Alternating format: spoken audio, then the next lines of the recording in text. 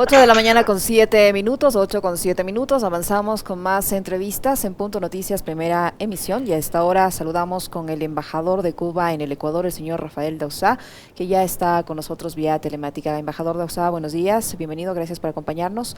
Estamos con usted, Alexis Moncayo, quien le habla, Licenia Espinel. ¿Cuál es la situación al momento en Cuba? ¿Continúan o no las protestas en contra del gobierno? ¿Cómo está la situación sanitaria? ¿Cómo entender este estallido social, si se lo puede denominar así, en momentos en que Cuba ha dado pasos importantes en medio de todas las limitaciones que tiene para avanzar en materia de vacunas, por ejemplo, contra el COVID-19? Buenos días, bienvenido. Muy buenos días y muchas gracias por esta oportunidad que me dan. Bienvenido. La situación en Cuba en estos momentos está totalmente calmada, luego de los incidentes que ocurrieron el pasado domingo. Incidentes, primero, estimulados por operaciones de los servicios de inteligencia norteamericanos, por parte del gobierno norteamericano, creación de cuentas falsas, estímulos directos a la comisión de delitos, y todo esto con el objetivo de, por supuesto, lograr la derrota de la revolución cubana. Yo creo que es importante señalar que, perdónenme que estoy un poco con falta de aire porque venía subiendo las escaleras, en lo que ustedes estaban informando. Tome aire, embajador. Y les decía que el pueblo cubano salió a las calles a defender su revolución, a cortar a estos maleantes, a estas personas que estaban protestando. Y ya el domingo se había recuperado la calma. Esto ocurrió el domingo y el mismo domingo se había recuperado la calma en el país, afortunadamente. Y bueno, pues en estos momentos hay una calma total y la situación pues ha vuelto a la normalidad, afortunadamente. Yo creo que indudablemente se trata de un coletazo del imperio que nos lleva bloqueando más de 60 años, imperio que nos ha agredido en Girón, en la crisis de octubre, en otras muchas ocasiones, imperio que en la figura del señor Donald Trump tomó adicionalmente al cruel bloqueo 243 medidas económicas contra Cuba adicionales en los 4 años del señor Trump. Imperio que no ha quitado una sola de esas medidas con el gobierno de Biden, a pesar de que él hizo algunas promesas de volver a la política de Obama. En fin, tenemos la misma situación confrontacional que ha caracterizado las relaciones de Cuba y los Estados Unidos en las últimas décadas, y la revolución cubana se mantiene firme, y el pueblo cubano junto a su revolución. Precisamente por eso es que pudimos eliminar estas manifestaciones tan rápidas y tan firmemente. El pueblo cubano salió a defender su revolución. Embajador, ¿cómo está? Muy buenos días. La renuncia del viceministro del Interior no se puede considerar como parte de la crisis, o digamos es un hecho aislado más, es un funcionario de los tantos que son aves de paso en el quehacer de la política. No, yo considero que esto es algo que no tiene nada que ver con la situación que hemos narrado acá, ¿no? No creo que tenga una relación directa. Pueden suceder muchas cosas. Una persona puede renunciar por X o Y razón y puede también sentirse enfermo. En fin, no le veo yo, por lo menos, no tengo conocimiento del inside del tema, pero no le veo yo una obligatoria relación. Embajador Dauzá, el hecho es que estas protestas han dejado el saldo de una persona fallecida y el hecho de que la gente salga a la calle a reclamar es porque no está conforme, al menos una parte de la población no está conforme.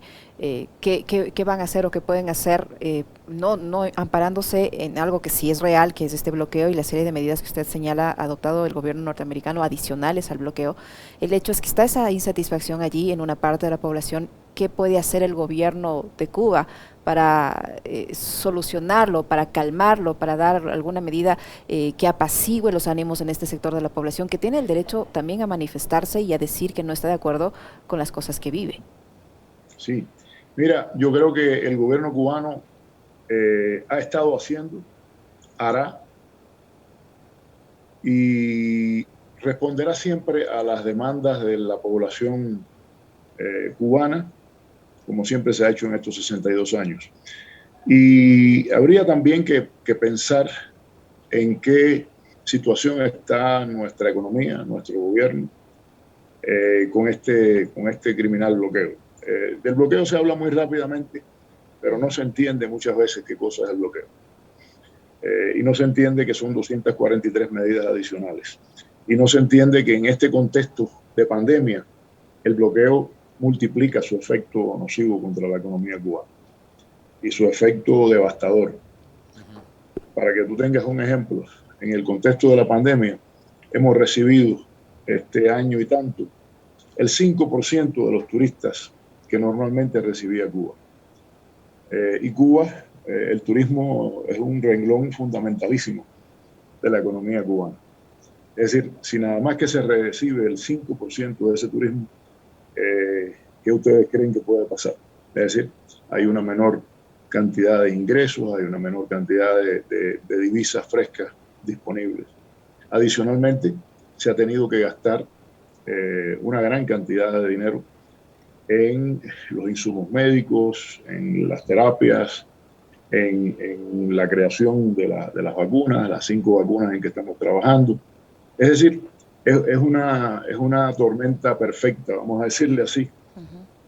Por un lado, el bloqueo, por otro lado, las medidas, por otro lado, la pandemia, han hecho que nuestra economía realmente sufra. Pero el gobierno cubano no está cruzado de brazos. Estamos tratando de salir adelante, pero por supuesto, todos los países de este mundo están sufriendo los avatares de esta pandemia, tanto desde el punto de vista humano como desde el punto de vista económico. Yo le podría decir que desde el punto de vista humano, nuestro país es de los que menos ha sufrido la pandemia. Si tú comparas, digamos, por ejemplo, el número de fallecidos en Cuba con el número de fallecidos en otros lugares del mundo, te darás cuenta que en nuestro país ha sido mínimo. Te diría que en nuestro país son aproximadamente un poco más de 1.500 los fallecidos.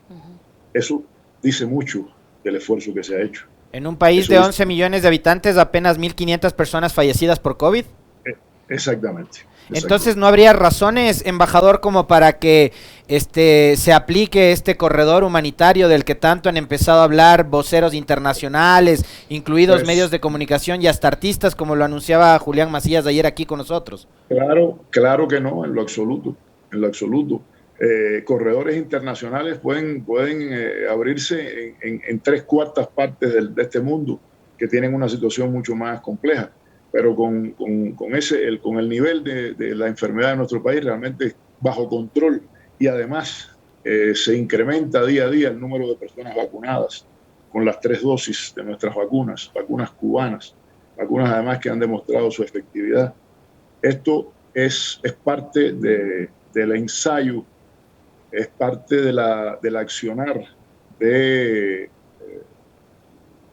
gobierno norteamericano para tratar de destruir a la revolución del gobierno y de sus lacayos en Estados Unidos y en Cuba también. Es parte de las campañas anticubanas, es parte de todo lo que se hace día a día por tratar de derrotar a la revolución cubana. Embajador, usted mencionaba que esto es parte de una campaña, en este caso emprendida por el gobierno norteamericano en contra de Cuba, y que tiene varias fases. Ya pasó el tema de las protestas convocadas a través de redes sociales. Entiendo que se decidió limitar el uso de las mismas en Cuba. No sé si me confirma si es así. ¿Y en qué fase de la campaña cree usted están ahora y qué más se puede esperar que suceda?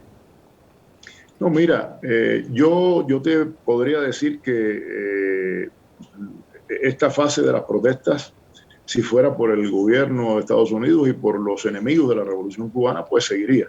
Pero el pueblo cubano reaccionó ante estas pseudo protestas y francamente se ha podido neutralizar totalmente la situación. Y estoy convencido que los enemigos de Cuba intentarán seguir tratando de subvertir el orden interior, de crear problemas, pero también estoy convencido que el pueblo cubano va a responder como ha respondido siempre en apoyo a la revolución. ¿Qué métodos? Bueno, pues no sé, habrá que preguntarle a los enemigos de la revolución. Cuba va a tomar medidas como cualquier otro país del mundo contra los que cometieron delitos. En esas manifestaciones se rompieron vidrieras, hubo robos en instalaciones públicas, hubo patrullas policiales volcadas y rotas, y esto no puede permanecer impune. Todo el que cometió delito pues va a ser llevado a la justicia, como ocurre en cualquier lugar de este mundo. Y el tema de las redes sociales, embajador, ¿es verdad que han sido limitadas, que han sido bloqueadas? Yo no tengo información de que las redes sociales hayan sido bloqueadas. Realmente no tengo ninguna información que me indique eso. De todas formas, habría que ver. Las redes sociales se pueden utilizar de muchas maneras. Se pueden utilizar de una manera positiva, defensa de la verdad, y también se pueden utilizar de una manera muy nociva, muy negativa, muy venenosa, para decir mentiras, para distribuir información totalmente engañosa. No sé si ustedes conocen, pero durante estas manifestaciones, estos disturbios, pues se pasaron imágenes totalmente falsas. Se pasaron imágenes, por ejemplo, de marchas en Egipto, y aparecía como que fueran de Cuba. Se pasaron imágenes de niños agredidos, también falsos. En fin, se pasaron muchas noticias falsas. Yo creo que la revolución cubana tiene el derecho a defenderse también en este contexto, y estoy convencido de que si tenemos que defendernos también en el tema de las redes sociales, lo haremos sin que nos tiemble la mano. Embajador, lo del bloqueo, digamos, es una realidad, y usted lo mencionaba hace un momento. El gobierno de Donald Trump incluso radicalizó las medidas restrictivas para el envío de remesas hacia la isla. Hubo algún tipo de avances durante la administración de Obama que se truncaron con la llegada de Trump y los republicanos a la Casa Blanca. Pero también esta situación que está atravesando Cuba en este momento ha abierto la puerta para el debate sobre el modelo de socialismo cubano. Es quizás también momento de empezar a repensar lo que fue la revolución que empezó allá en el 59 y el camino que ha recorrido hasta ahora, para tratar de buscarle soluciones a una economía que ha tenido un retroceso del 11% en el PIB y que según la CEPAL apenas va a recuperarse en un 2% más o menos en este año? Mira, esa recuperación no se debe a nuestro esfuerzo, se debe a que en el marco de la pandemia y en el marco del bloqueo es imposible recuperarse más. Y yo te diría algo que me parece muy importante. Nuestra economía es la economía más agredida de este mundo y no nos han podido rendir. Lo que pide nuestro país es que nos dejen trabajar en normalidad, que se demuestre que trabajando en normalidad a lo mejor somos un fracaso, pero es que llevamos 60 años trabajando sin créditos, sin posibilidades de comercio con Estados Unidos, sin posibilidades de obtener préstamos en bancos internacionales. ¿Qué país del mundo vive así? Entonces, es muy fácil desde un buró decir que la economía cubana ha fracasado. Yo te diría que no ha fracasado. Que nos dejen trabajar en paz, que nos dejen trabajar en condiciones de temperatura y presión normal, y veamos si somos un fracaso.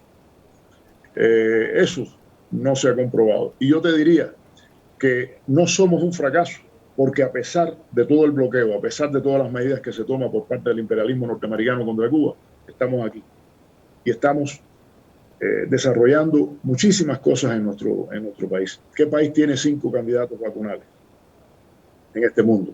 ¿Qué país puede mostrar toda una serie de avances en la ciencia? Bueno, tener al imperialismo norteamericano a 90 millas, obligándonos a comprar cualquier producto que queramos comprar en Europa o en Asia, gastando más en flete, más en seguro, más en transporte. Y eso no se come, ni se unta, ni se viste. Entonces, yo creo que es importante poner todo esto en un contexto. Lo más fácil hubiera sido rendirse en el año 59, pero la revolución cubana y el pueblo cubano no es de esa estirpe de lo que se rinde. Embajador, ¿es verdad que los viajeros que lleguen a Cuba a partir del próximo lunes podrán introducir en el país productos como comida, productos de aseo, medicamentos sin límite de peso y sin pagar aranceles aduaneros hasta el próximo 31 de diciembre? ¿Es una de las medidas que ha adoptado el gobierno de Cuba? ¿Cómo se va a realizar este proceso? Es una de las medidas que se ha tomado recientemente para favorecer precisamente que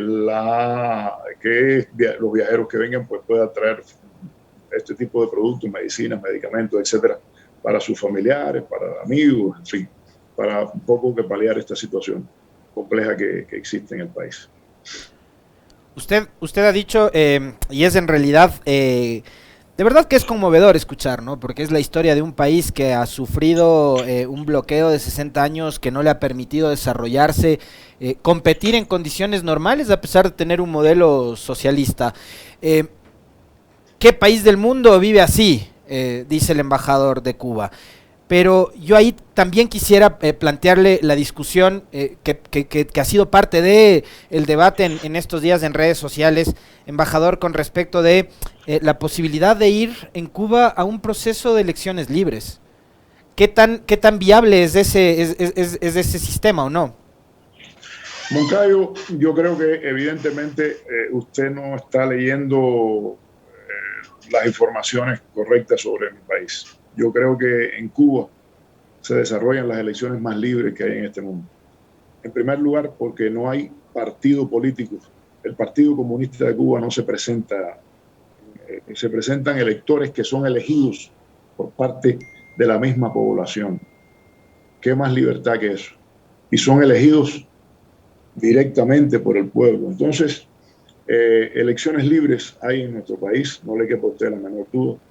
Que se diga otra cosa por parte del imperialismo, que nunca va a aceptar nada de lo que haga Cuba, pues, bueno, pues no dudo que existan estas campañas. Pero el pueblo cubano votó hace muy recientemente, el 86%, más del 86% de la población cubana votó por nuestra Constitución. Y nuestra Constitución establece toda una serie, no solo sobre las elecciones, sino sobre todo el ordenamiento político y social y económico de nuestro país. ¿Qué decir, embajador, respecto a la serie de pronunciamientos que estas protestas y que la represión a las mismas ha generado en varias voces a nivel internacional, entre ellas, por ejemplo, la de Colombia, que ha pedido libertad para Cuba, que ha pedido respeto a los derechos humanos, entre otras voces, ¿no? Cuando, por ejemplo, en Colombia también se han dado episodios de represión al punto que han sido observados por la Comisión Interamericana de los Derechos Humanos. ¿Qué decir de todo este tipo de reacciones que no se mira la paja en el propio ojo y la miran en el del frente? Bueno, yo creo que ante su narrativa de los hechos, realmente no tendría yo más que añadir. Eso da risa, que el gobierno colombiano pues esté criticando a Cuba, cuando ahí sí se han dado manifestaciones grandes y han sido además reprimidas y ha habido un gran número de muertos, heridos, etc. En nuestro país se han dado disturbios en la mayoría de las ocasiones protagonizados por elementos antisociales, elementos con amplios antecedentes delictivos. El pueblo cubano rechazó eso directamente y podríamos decir que todo esto ha sido, no tengo la menor duda de afirmar esto, ha sido estimulado. Se crearon para que ustedes tengan una idea, se crearon miles de cuentas falsas, miles de usuarios que se hicieron aparecer como de Cuba en las redes sociales y estaban realmente en España y en Estados Unidos. Esto es parte de la guerra mediática, de la guerra de baja intensidad que en estos momentos se impone contra Cuba. ¿Por qué? Porque Cuba no se ha rendido. Porque hoy los países que son blanco de estos ataques son Venezuela, son Nicaragua, son Bolivia, son Cuba. Y las acciones que se desarrollan contra estos 4 países son muy similares. Esto que se ha hecho en esta ocasión no es nuevo. Esto se viene haciendo hace muchos años contra Cuba. Se ha hecho contra Venezuela, se ha hecho contra Nicaragua. Es decir, es el imperio tratando de presentar esto realmente como algo legítimo, algo que nace de las entrañas de los pueblos que hemos mencionado, cuando es evidente que se trata de una manipulación grosera y grotesca de las realidades de estos países. ¿Con qué objetivo? Bueno, con el objetivo de derrotar estas revoluciones que son un ejemplo para América Latina. Para el imperialismo son un mal ejemplo. Para nosotros somos un excelente ejemplo, porque es el pueblo es el pueblo en el poder, es el pueblo directamente llevando las riendas de su futuro. Embajador, una de las principales actividades que generaba remesas para Cuba eran los acuerdos en materia de intercambio de conocimientos y profesionales en torno a la medicina. Había proyectos que ustedes tenían con Brasil, con Ecuador, con otros países de la región, pero el cambio de administraciones ha generado también problemas. ¿Cuánto ha significado eso en negativo para Cuba? El no poder enviar médicos a países como los nuestros. Mira, primer punto, Cuba no envía médicos a ningún lugar para obtener riquezas. Cuba envía médicos para salvar vidas. Que si como aparte de eso se obtiene algún dividendo económico, pues bienvenido sea. Pero te puedo decir que si bien unas puertas se han cerrado por las presiones que se han ejercido, otras puertas se han abierto. En el contexto de la pandemia, Cuba ha asistido a más de 45 países con brigadas médicas, entre ellas a Italia, Andorra y otros países de este mundo. Entonces, yo creo que por mucho que se presione a diferentes países, siempre habrá países que necesitan de esta ayuda, que necesitan de esta colaboración médica, sanitaria. Y estoy convencido que muchos países no van a hacer caso a las presiones del gobierno de los Estados Unidos. Y yo creo que para un poco graficar esto, tenemos la votación recientemente de la resolución cubana contra el bloqueo en Naciones Unidas. 184 países votaron a favor de la resolución. 184 países, solamente 2 países en contra. Estados Unidos e Israel. Todos sabemos por qué Israel vota con Estados Unidos. Es el mundo entero diciéndole no a esto que está pasando en Cuba. Entonces, habría que preguntarse, bueno, ¿quién tiene la razón? Porque esto que está pasando en Cuba es consecuencia directa del bloqueo criminal genocida contra nuestro país.